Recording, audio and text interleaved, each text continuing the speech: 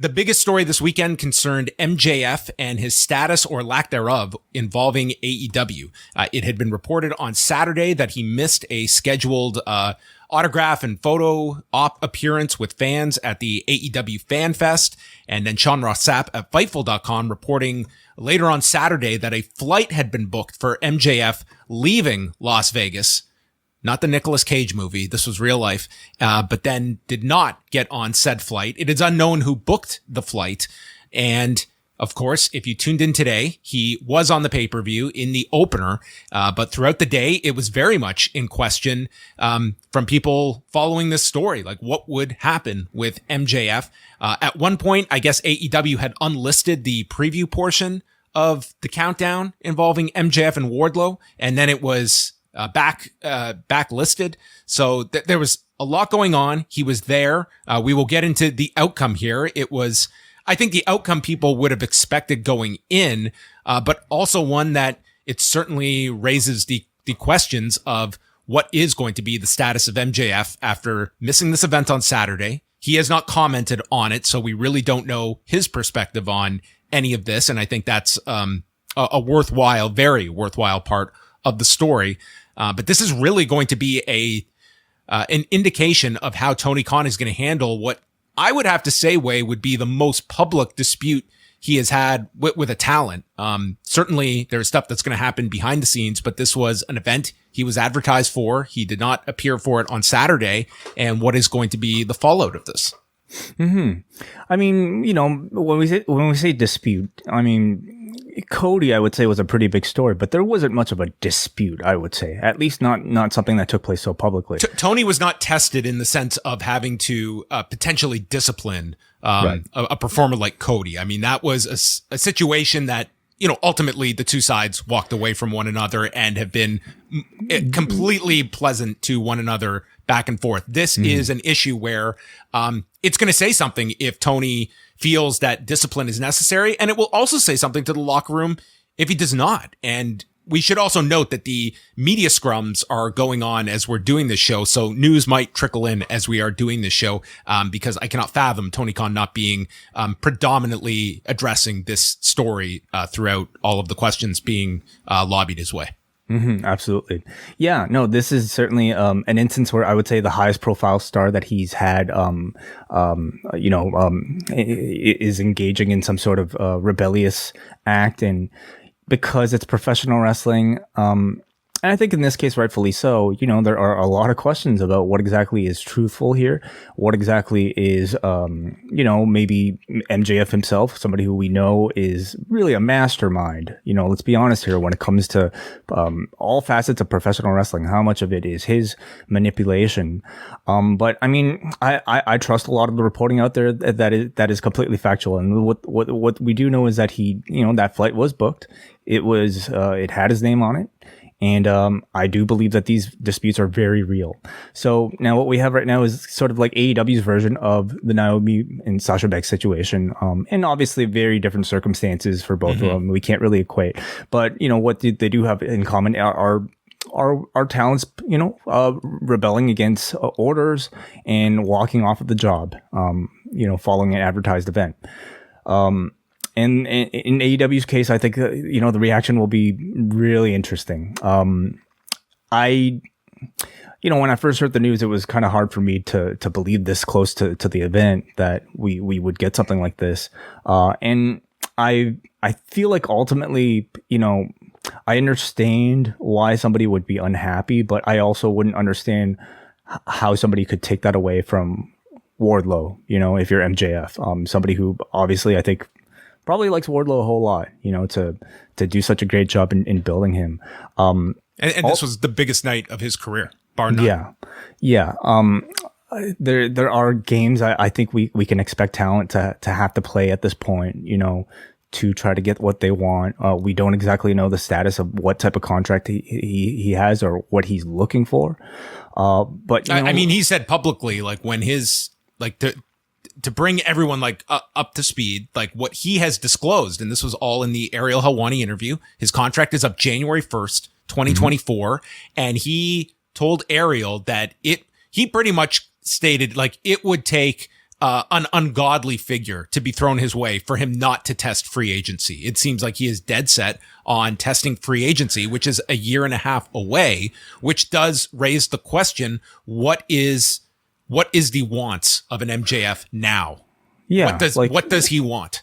But I mean, that's one thing. So then you test free agency when your contract is up. What prompted him to not go to that meet and greet and to book a ticket to potentially leave? That to me is a major question in this. I don't think you can make any assumptions here. Like, what is it that he wants? It seems that he has no desire to sign anything right now. If they come at him, like he stated in the interview that he would be looking at like the biggest money that people are making in the industry. He's talking, like Roman Reigns, Brock Lesnar money, which I don't think is necessarily going to be offered to him at this juncture. But that's a major question. Like, what was the purpose of this?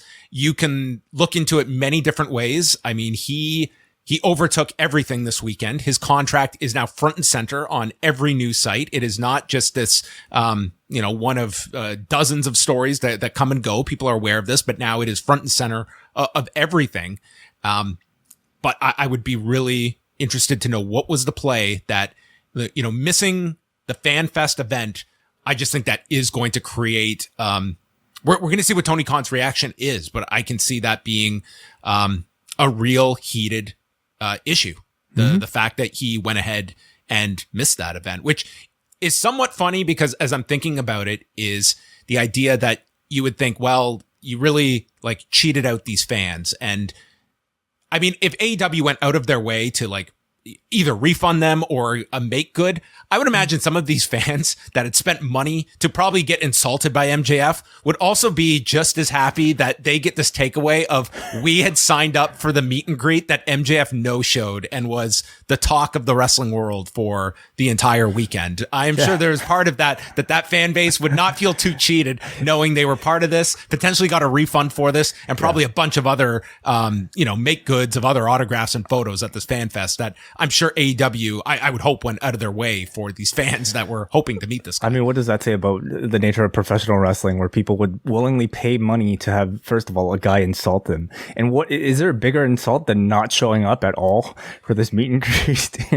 Like maybe they really got their money's worth. They got a great experience. So yeah, all those people. If you are the promotion, I think you really want to make it clear when you promote something, you will deliver it. And this is as much, we talk about the WWE's response on television being as much of a message to Sasha and Naomi as it is to the entire locker room. And Tony's in that position at this moment where, we are in not an unprecedented period, but of the last 2 decades, it's not been too often that talent have had any modicum of real leverage. Some do, but it's a very, very small percentage that do, and very few that have ever had the ability to exercise it. And I think you're seeing that right now, that for a performer, you don't have much power, but what you do have is your physical presence. And now you have some that are at least trying to exert what leverage do I have. And I think you can look at this as a potential case study in that. No doubt. Yeah. However, I feel there is a right way and a wrong way about going about these negotiations. So one that is considered professional and one that is considered unprofessional. And you can argue in the context of professional wrestling, what exactly is professional here? When we're talking about contracts that are out there that are frankly unfair, people that are contracted as, what do they call them? Part-time? What do they call them? What are these contracts? Independent contractors. Contractors. That in itself is unfair. But do we want to, is it right in any field to, be signed up for a job and to not show up? I mean, under certain, I would say maybe, if you're really being treated poorly, then I maybe, yeah. But in either this or the Sasha Naomi situation, I can hardly say from what it sounds like, the disputes are anything more than typical contract negotiation. And I can't necessarily see in either case, whether it be with Vince, as we've seen, or with Tony Khan, that I think they want to give the impression that they're willing to be, just basically strong-armed by talent like this. Oh, I think at all costs they will prevent that perception from growing. And that's why Tony Khan's response to this will be very important.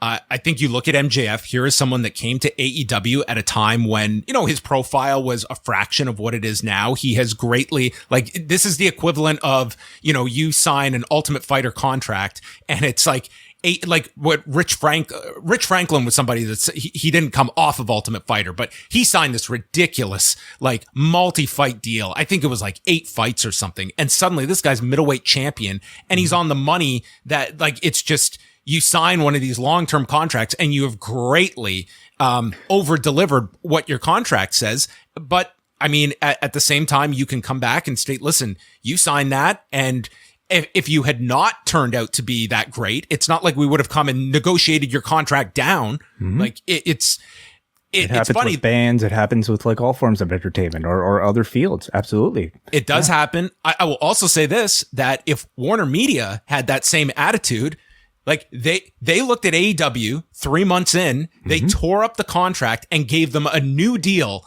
which if they had not gotten, it's a pretty scary thought of how AEW would have navigated the pandemic without Warner Media taking that step and ripping up a less advantageous deal and giving them $175 million over 4 years. So they benefited from overperforming and a company that saw that value and gave them that stability. Certainly. I think there's fairness in terms of negotiation if you're greatly exceeding, I think, what you're being paid to accomplish.